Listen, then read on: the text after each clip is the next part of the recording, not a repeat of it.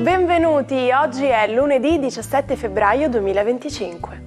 Il sole sorge alle 6:49 e tramonta alle 17:40. La luna si leva alle 22:32 e cala alle 8:54.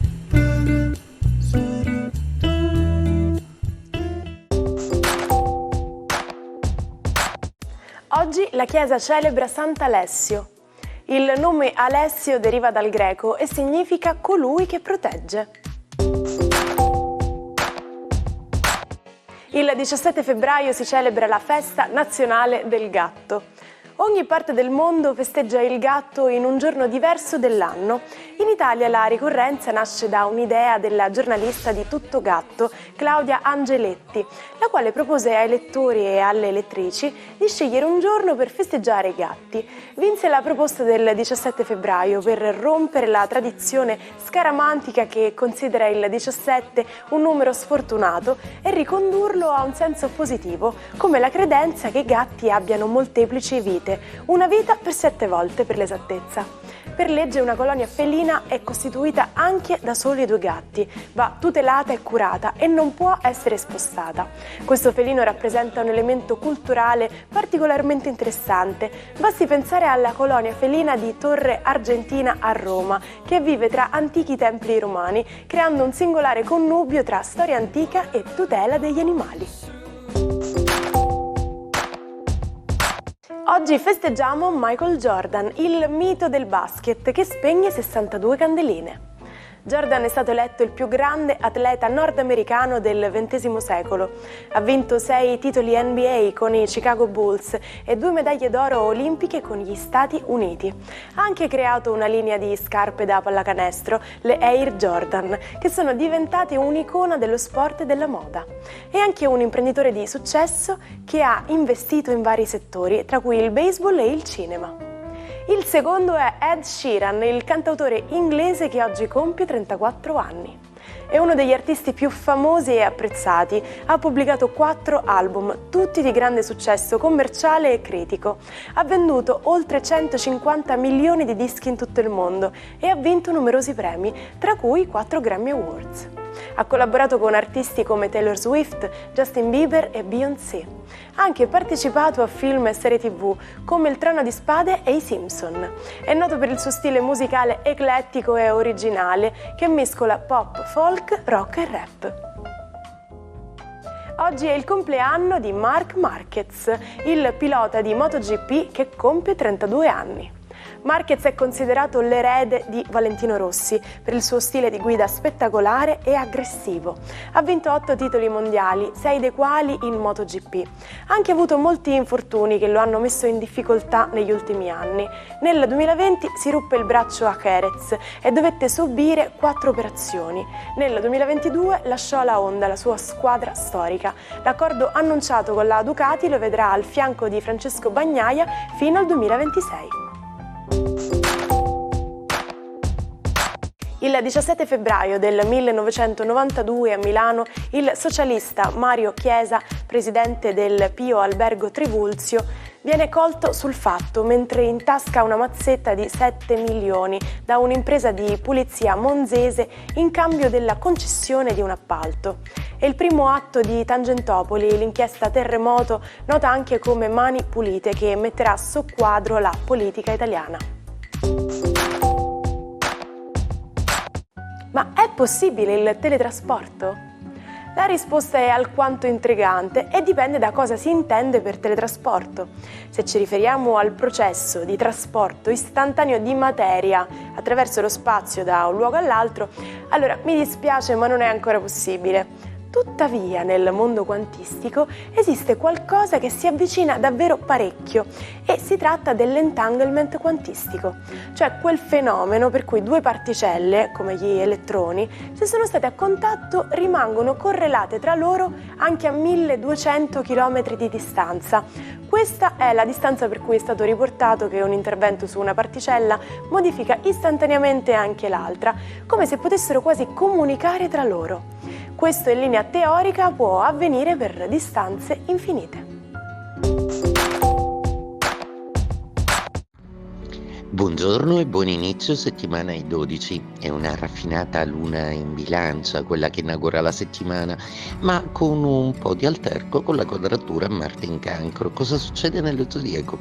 Ariete, la luna oggi è un po' storta, è in opposizione e in più si ci mette anche Marte a essere il vostro pianeta un po' in lite proprio con tutta una serie di questioni di sensibilità e di ricettività. Toro. I giochi planetari oggi vi colpiscono non poco, proprio perché la Luna dalla sua distanza rimbalza su Marte che non riesce ad agire come vorreste. Pazientate, non è ancora il momento di sferrare un attacco. Gemelli, la giornata di oggi prevede il vostro Giove andare molto d'accordo con la raffinata Luna in bilancia ed anche avvalersi dei favori della bella Venere, che volere di più allora da un cielo così stupendo che parla d'amore. Cancro, la giornata di oggi vede proprio Marte nei vostri gradi e fare a botte proprio con una luna in bilancia. Le ragioni pratiche, quelle del cuore e quelle legali. Oggi un po' di confusione e di valutazioni un po' filosofiche e strategiche sul da farsi. Leone, la luna in bilancia è amica per voi, Marte però vi pungola da dietro le spalle proprio perché costituisce tutta una serie di pensieri e ripensamenti per cui solo Giove potrà aiutarvi a darvi una mano, con Venere peraltro che si schiera dalla vostra parte. L'amore insomma è ciò che vi salva. Vergine, la vostra giornata oggi prevede una luna che deve fare i conti con le spese proprio perché Luna e Marte sembrano segnalare un po' di ritardi e un po' di condizioni che devono essere un po' aggiustate. Lo farete con l'aiuto di una persona amica. Bilancia, la giornata oggi vede la luna nei vostri gradi litigare con Marte.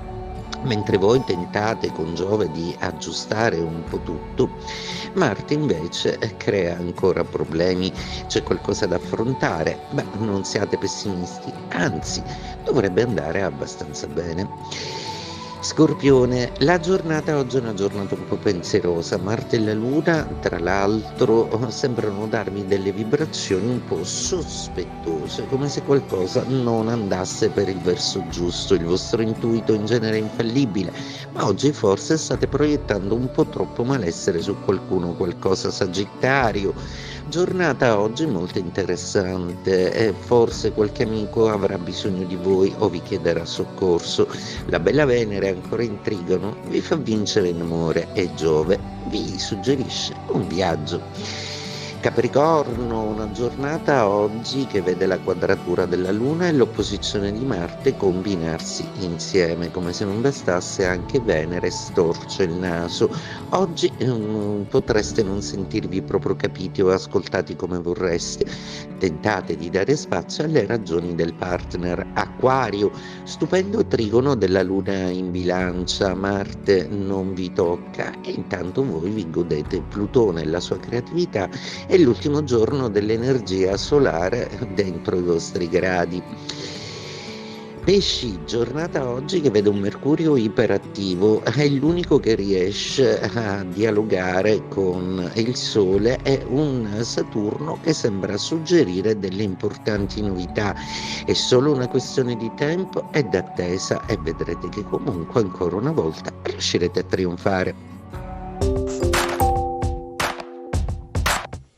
Sfidato dal supercomputer Deep Blue il 17 febbraio del 1996 a Filadelfia, il campione del mondo di scacchi Garry Kasparov ottiene la sua prima vittoria. È l'inizio della riscossa umana. Il russo, infatti, partita dopo partita, conquisterà il successo finale. L'anno successivo, però, il calcolatore si prenderà la rivincita. Ma vi siete mai chiesti cosa significa avere la coda di paglia? Questa espressione si usa per indicare chi ha qualcosa da nascondere o da temere, chi si sente in colpa. La sua origine risale a un'antica favola di Esopo. La protagonista è una volpe a cui un cacciatore tagliò la coda. Per consolarla, i suoi amici le fecero una coda di paglia, ma questo divenne il suo punto debole. Infatti i contadini, sapendo del suo difetto, appiccarono dei fuochi intorno ai pollai per impedirle di rubare i polli. La volpe, per non bruciarsi la coda, dovette rinunciare ai suoi banchetti. Così chi ha la coda di paglia, come la volpe, deve stare attento a non farsi scoprire. Il matto di oggi è Giordano Bruno, il filosofo e frate domenicano che fu condannato al rogo e arso vivo dalla Santa Inquisizione. Fu un grande studioso e un innovatore del pensiero, ma le sue idee erano troppo avanti per il suo tempo. Per questo fu accusato di eresia e perseguitato in tutta Europa. Nel 1593 fu arrestato a Venezia e portato a Roma, dove subì un lungo processo. Bruno non volle mai abiurare le sue convinzioni, anche se sapeva che lo aspettava la morte.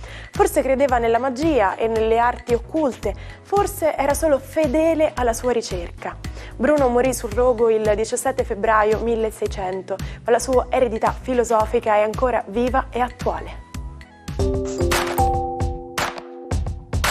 Ci salutiamo con la frase del giorno. Ci vuole coraggio per crescere e diventare chi sei veramente. Ed è con coraggio che iniziamo questa nuova settimana, d'altronde oggi è lunedì e anche se potrebbe sembrare che ci metta un po' alla prova, non preoccupatevi, domani ci rivediamo con un nuovo appuntamento dell'Almanacco. Buona giornata dalla vostra Martina.